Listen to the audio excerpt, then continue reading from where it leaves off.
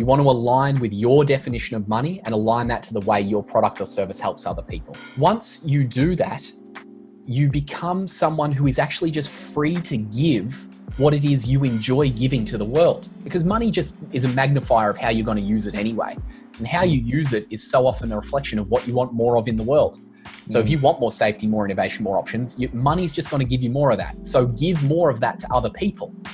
Once that happens, you're in giving space again. And the more you give, the more you'll receive. The more you receive of it, the more you'll be able to give to other people. And then it just becomes the infinite loop that we want to be a part of. When you taught me the concept of neediness repels sales, it also took me back when I was in a career and I was selling Volkswagens. There was a term that my manager used to say called being head nicked. And he came to me a number of times and says, Steve, you're head nicked.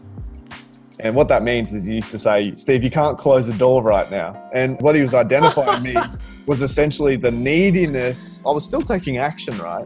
Yeah. But it's this underlying sixth sense that I can go out there and I can take all the effort and all the action. But if I'm going out there in a state of desperation or I'm head nicked, his advice, and it's actually really sound advice, was he says, Steve, you know when your computer really doesn't work, what's the best thing you can do? And I was like, oh no. Turn it off at the wall, pull the plug out, let it sit for a bit, put it back in and reboot the whole thing. Imagine it's day one and you're starting all over again.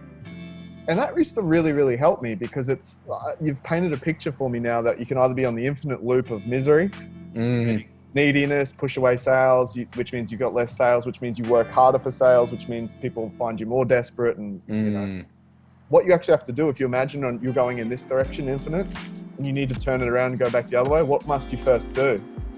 Start again. You got to stop all motion and go back in the opposite direction. And I think for those that are feeling needy, desperate, you're finding yourself head nicked right now, hit the reset switch today. Take Darcy's strategy and completely flip it. What does money mean to you? Go and give that to the world today. And what you'll notice is you get yourself back into a state of flow. And we've all been there. You don't have to be in sales to know the days that you're in flow and the days that you feel stuck. Yes. This is the process, and I'm glad you're sharing this, Darcy. This is gold.